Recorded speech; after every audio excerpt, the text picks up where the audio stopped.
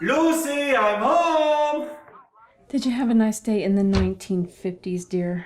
Everyone laughs at my Ricky Ricardo, except my own Babalu. I've told you before, if you want to get a laugh out of me, you have to trip over the ottoman and land on your back. We don't have an ottoman, dear. We don't have a laugh track either. What's this? You got some splaining to do. Who belongs to this? That's mine. Yeah, right. Since when do you buy bottled water? Since I got thirsty on the treadmill this morning. It's not like you. What you talking about, Willis? I've seen you lecture complete strangers in the checkout line on the evils of disposable plastic.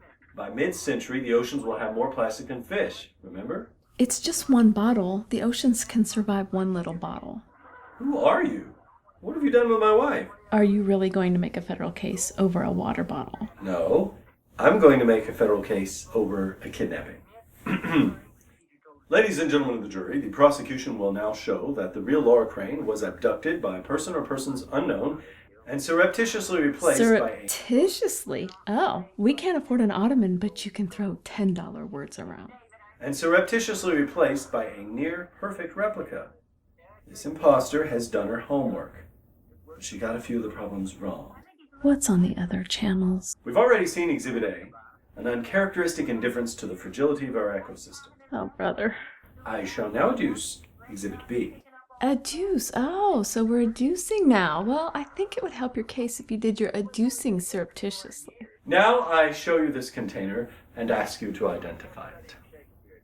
It's cilantro. Cilantro, purchased by you and placed in our pantry by you. What can I say? It was a BOGO. And yet, everyone acquainted with Laura Crane will testify that she despises cilantro. Despise is a strong word. It is strong, like putrid, vile, abominable. All words used by you to describe cilantro. Does it occur to you that maybe I just wanted to give it another try? You said, and I quote, "I would sooner drink from a colostomy bag than to allow cilantro to touch my mouth." End quote. Oh, I don't recall those exact words. Of course you don't recall those words, because you never spoke them. They're the words of the real Laura Crane. That's your evidence? A water bottle and some spice? Technically, cilantro is an herb, as it is made from the leaves of the coriander plant. Spices are made from seeds. Well, actually, when you mansplain, the proper form is to start with the words, well, actually. Duly noted. Now on to Exhibit C. The C is for coup de grace, because it will deal a death blow to any remaining doubts that you are a living, breathing forgery. At this time, I turn your attention to the television. The television? That's where my attention was before you started this stiltiloquy. Stultiloquy? Huh. I'll have to look that one up later. Now, this is something I noticed last night when you were watching the Ozzy and Harriet Marathon. I shall press the display button on this remote control, and I want you to tell this court at what level the volume is set. Well? 13? 13! Is there anything conspicuous about the number 13? It's higher than your IQ? It's an odd number. It's not the only odd thing in this room. Yet everyone acquainted with the real Laura Crane will testify that when she watches television, the volume must be set to an even number, or to an odd number that is a multiple of 5, which is okay for some reason that I don't get. But 13, the oddest of odd numbers. How do you account for that?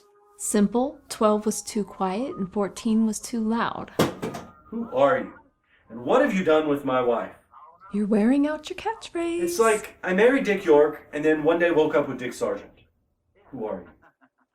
I move for mistrial on the grounds that the prosecutor has lost his mind. Motion denied. I shall now begin my closing arguments. Ladies and gentlemen of the jury, you have seen and heard the evidence. You know you're not sweating, right? The evidence is conclusive. The conclusion is inescapable. The alleged Laura Crane, who sits before you, is in fact a counterfeit. I plead the fifth. If you are okay with disposable plastic, you are not Laura Crane. I was going to recycle it. If you can tolerate cilantro and bring it into your home, you are not Laura Crane. It adds zest to a ho-hum dinner. If you can turn a blind eye to odd numbers, you are not Laura Crane. All right, stop. I confess. Tell this court who you are. I admit it. You've caught me. I'm a Soviet spy. Sent here by the Kremlin on an undercover mission of espionage. Really? Mm-hmm. Soviet spy. Yep. Kremlin. Now who's living in the 1950s? Oh, scratch that. I'm a monster from outer space. I've taken the form of your wife. I should have had the clerk administer the oath. I'm here from the planet Alderaan as part of an invasion force. If you want to commit perjury, you should try harder. As everyone here knows, Alderaan is a peaceful planet. Besides, it was destroyed by the Death Star a long time ago in a galaxy. Alright, let me start over then. You may start over on the condition that you tell the truth this time. I swear to tell the truth. No more hijinks, no more shenanigans, no more obscure Nick at Night references. Which is honor. Didn't I just say no more obscure Nick at Night references? You want the truth? Yes. Here it is.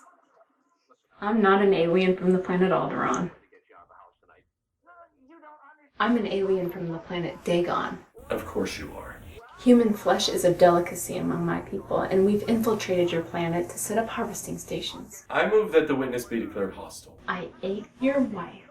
Just a pinch of cilantro. I hope she appreciated it.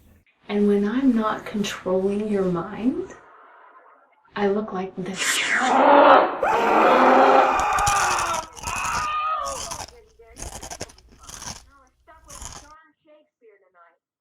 that's not a nice